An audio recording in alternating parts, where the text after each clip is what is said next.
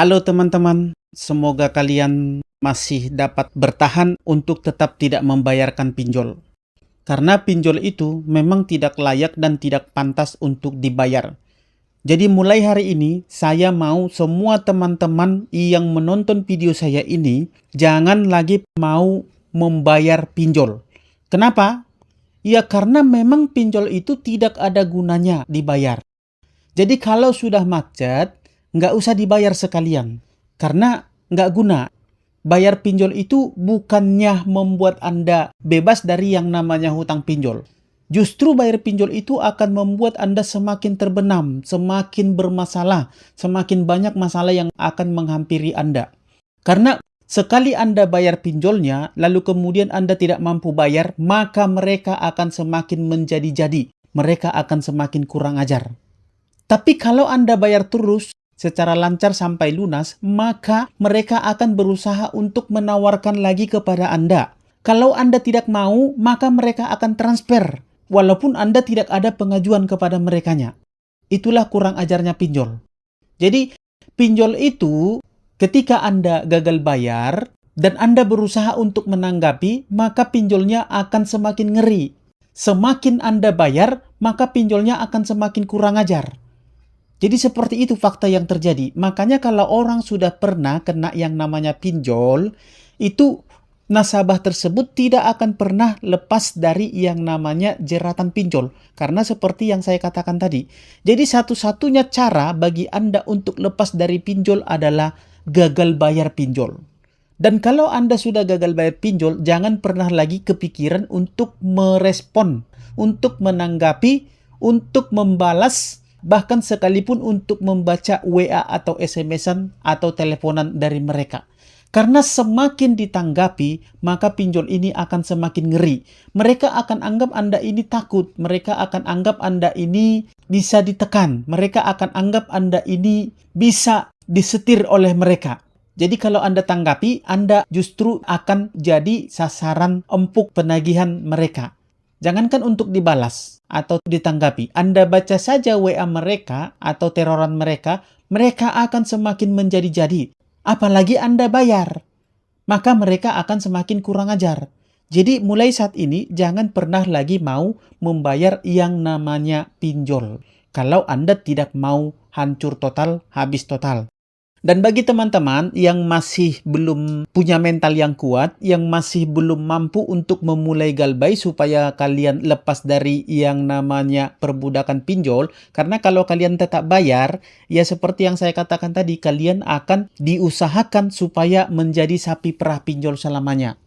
Jadi supaya kalian bisa lepas dari itu semua dan tahu cara dan triknya, silakan bergabung ke grup WA dan Facebook P3N, Persatuan Pemberantas Pinjol Nusantara. Di grup ini kalian akan berkumpul bersama teman-teman kalian yang senasib, yang sepengalaman, yang sedang mengalami keadaan dan kondisi yang sama pada saat ini. Sehingga di dalam grup kalian bisa saling memahami satu sama lain, saling support, saling mendukung, bahkan saling berbagi info-info yang penting untuk kalian bisa bertahan galbay. Dan kalau sudah di grup, kalian akan tahu dan kalian akan alami bahwa ternyata galbay pinjol itu tidak sesusah, tidak semenakutkan, tidak seribet yang Anda pikirkan. Ternyata galbay pinjol itu hanya seperti candaan saja, seperti guyonan saja, seperti main game. Jadi tidak ada yang perlu ditakutkan, tidak ada yang perlu dipikirkan. Jadi silahkan masuk ke grup WA dan Facebook P3N lewat link yang sudah saya sematkan di kolom komentar video ini. Kita lanjut lagi ke pembahasan kita. Semakin ditanggapi, maka pinjol akan semakin ngeri. Semakin dibayar, maka pinjolnya akan semakin kurang ajar. Jadi oleh karena itu, kalau sudah macet, nggak usah lagi dibayar. Sekalian Anda gagal bayarkan saja. Karena kalau Anda bayar pinjolnya, maka Anda ujungnya akan hancur lebur, hancur total. Jadi, kalau Anda sudah terlanjur sekarang ini meminjol ke pinjol, ya ada mungkin 1 atau 2 pinjol atau 3 pinjol, apalagi lebih dari 3 pinjol, sudah hentikan sekarang. Jangan sampai Anda terbenam lebih dalam lagi. Loh, bagaimana nanti kalau saya diteror terus? Kalau diteror terus, biarkan saja di situ. Nggak usah ditanggapi. Nggak usah direspon sama sekali. Dan nggak usah dipikirkan. Karena memang seperti itulah cara untuk menghadapi para debt collector pinjol. Loh, kalau kita biarkan, kita tidak tanggapi, kita tidak jawab, kita tidak respon, semakin marah dong mereka. Biarkan saja mereka semakin marah. Memang kelihatannya mereka akan semakin marah. Tapi lama-kelamaan mereka akan jera. Mereka akan malas untuk meneror Anda. Kenapa? Karena bagi para debt collector pinjol, nasabah yang respon, nasabah yang menanggapi, nasabah yang kelihatan takut, itulah nasabah yang akan mereka kejar terus. Tapi kalau Anda cuekin, Anda biarin saja, Anda tidak peduli, maka lama-kelamaan mereka akan bosan juga. Mereka tidak akan mengganggu Anda lagi. Karena bagi mereka, nasabah yang tidak respon itu tidak ada kemungkinan untuk bayar. Sementara yang mereka butuhkan itu adalah tagihan, yang mereka butuhkan itu adalah pembayaran. Kalau Anda tidak ada kemungkinan untuk membayar menurut mereka, maka mereka tidak akan buang-buang waktu untuk menge-WA Anda, tidak akan buang-buang waktu untuk meneror Anda, tidak akan buang-buang waktu untuk mengancam-ngancam Anda. Justru dengan cueknya Anda, dengan tidak pedulinya Anda, dengan tidak terpengaruhnya Anda, maka itu akan membuat mereka tidak suka. Mereka tidak mau buang-buang waktu, tenaga, pulsa, energi untuk meneror Anda. Lebih bagus mereka habiskan waktu mereka untuk meneror nasabah-nasabah yang masih ada kemungkinan untuk bayar.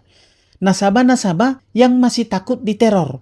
Nasabah-nasabah yang baru bila perlu, karena ini lebih berpotensi untuk membayar. Yang mereka kejar itu, ini kalian ingat, yang mereka kejar itu adalah setoran. Yang mereka kejar itu adalah pembayaran. Yang mereka kejar itu adalah angsuran. Kalau ini tidak mungkin mereka dapat dari Anda, maka mereka tidak akan buang-buang waktu untuk Anda. Sementara setiap bulan mereka punya target yang harus mereka capai. Ngapain mereka buang-buang waktu dengan Anda yang tidak peduli, yang tidak takut, yang tidak bergeming sama sekali, tidak ada niat untuk bayar sama sekali, bahkan tidak ada kemungkinan untuk bayar sama sekali. Yakinlah, debt collector yang merasa bahwa Anda tidak ada niat sama sekali untuk bayar, tidak mungkin bisa ditekan supaya bayar, debt collector ini akan segera ambil langkah lain. Lebih bagus mereka teror nasabah-nasabah yang ada kemungkinan bayar, nasabah-nasabah yang baru, yang mungkin masih bisa mereka takut-takuti. Tapi kalau Anda nasabah yang pasrah, nasabah yang tidak peduli, nasabah yang tidak mau tahu, nasabah yang tidak terpengaruh sama sekali, maka Anda tidak akan diteror lagi oleh mereka. Anda akan ditinggalkan oleh para debt collector pinjol. Yakinlah yang saya katakan. Masalah risiko tidak ada. Kalau Anda tidak merespon WA, SMS, atau teleponan dari para debt collector pinjol, tidak ada risikonya. Justru risikonya adalah Anda akan ditinggalkan oleh para debt collector pinjol. Dan Anda akan terbebas dari yang namanya perbudakan pinjol. Tidak ada risiko yang berarti kalau Anda cuekin yang namanya WA, SMS, atau teleponan dari para debt collector pinjol. Karena dalam surat perjanjian pun, atau surat pengajuan, ketika Anda mengadakan pengajuan dulu, itu tidak ada dibunyikan bahwa nasabah yang galbay tidak boleh menonaktifkan nomor teleponnya. Atau nasabah yang galbay yang tidak mengaktifkan nomor teleponnya, maka akan dipidana penjara atau akan kena sanksi atau apalah. Tidak ada bunyinya ya.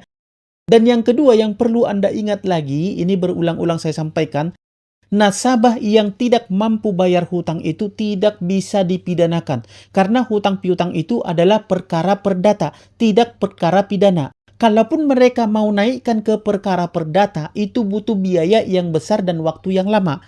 Jadi, seberapapun utang Anda, berapa banyak pun pinjol yang Anda galbaikan, siapapun debt kolektornya, dan apapun yang Anda lakukan, tidak ada urusannya dengan hukum. Kalau masalah data-data Anda katanya mau disebar oleh para debt kolektor pinjol, itu tidak akan terjadi. Kenapa sebagian dari teman-teman kalian berani disebarkan data-datanya oleh para debt kolektor pinjol? Karena dari awal mereka memberikan respon. Dari awal mereka menanggapi WA atau SMS dari para debt kolektor pinjol. Kalau dari awal mereka tegas, dari awal mereka tidak terpengaruh, dari awal mereka tidak peduli, dari awal mereka tidak mau tahu, maka debt kolektor pinjol tidak akan berani untuk melakukan penyebaran data, untuk mempermalukan Anda. Jangankan penyebaran data atau mempermalukan Anda, bahkan keluar kondar pun mereka tidak akan berani menghubungi. Bahkan ke nomor-nomor kontak yang ada di nomor handphone Anda pun mereka tidak akan berani untuk menghubungi. Ada beberapa teman saya yang seperti itu. Ini nyata, mereka ini galbay. Dari awal memang mereka tidak peduli, mereka tidak mau tahu. Dan memang debt collector tidak berani untuk nasabah yang berani. Debt collector tidak akan sanggup menghadapi nasabah yang tidak peduli. Karena memang mereka takut kalau mereka salah-salah langkah, kalau mereka menghadapi orang yang salah. Karena di pinjol ini pun, mereka ini hanyalah debt collector pinjol. Debt collector pinjol itu kebanyakan bukan karyawan pinjol. Dan kalau mereka bukan karyawan pinjol, maka pinjolnya tidak tanggung jawab dengan perbuatan mereka. Kalau mereka melanggar, maka mereka tinggal dilaporkan saja sesuai dengan aturan dan peraturan yang berlaku di negara ini. Bahkan mereka pun dibatasi oleh aturan dan peraturan penagihan yang telah ditetapkan oleh OJK. Jadi, semua yang mereka lakukan, semua yang mereka perbuat, semua yang mereka sampaikan kepada Anda, sebenarnya mereka diawasi secara full. Baik dari aturan dan peraturan penagihan dari OJK-nya, maupun aturan dan peraturan dari negaranya. Jadi, tidak usah takut menghadapi yang namanya debt collector pinjol. Abaikan saja, cuekin aja, biarin saja di situ. Tidak usah dipikirkan sedikit pun. Karena debt collector pinjol itu hanya mempan kepada nasabah-nasabah yang bisa mereka giring. Nasabah-nasabah yang bisa mereka takut-takuti. Nasabah-nasabah yang mempan mereka cekoki dengan kebohongan, dengan ancaman-ancaman, dengan intimidasi-intimidasi. Kalau nasabahnya tidak peduli, nasabahnya tidak goyah sama sekali, nasabahnya tidak terpengaruh sedikit pun, maka mereka akan ampun kepada nasabah yang seperti ini. Jadi oleh karena itu, jadilah nasabah yang cuek, nasabah yang tidak peduli, nasabah yang terserah, nasabah yang pasrah, nasabah yang tidak mau tahu apapun. Dan Anda lihat debt kolektornya pasti akan ampun. Karena dari segi manapun mereka tidak akan bisa mengkasuskan Anda, tidak akan bisa menekan Anda, tidak akan bisa mencelakai Anda, tidak akan bisa membuat Anda tunduk kepada mereka. Karena memang tidak ada hak mereka untuk melakukan itu, kecuali Anda sendiri yang mau terpengaruh dengan omong kosong, hoaks-hoaks, karangan-karangan, kalimat-kalimat yang mereka sampaikan kepada Anda lewat WA, SMS, ataupun teleponan. Makanya para debt collector sangat benci sekali kalau Anda memutus komunikasi kepada mereka. Karena mereka tidak akan ada lagi kekuatan mereka untuk menekan Anda, untuk menakut-nakuti Anda, untuk membuat Anda tunduk, untuk membuat Anda supaya bayar pinjol. Itu ya teman-teman. Jadi Anda mau jadi budak pinjol selamanya atau mau terbebas dari yang namanya jeratan pinjol, itu tergantung daripada Anda. Jangan pikirkan masalah menanggapi WA, SMS, atau teleponan dari para debt collector pinjol. Jangan pikirkan hutang nanti akan membengkak.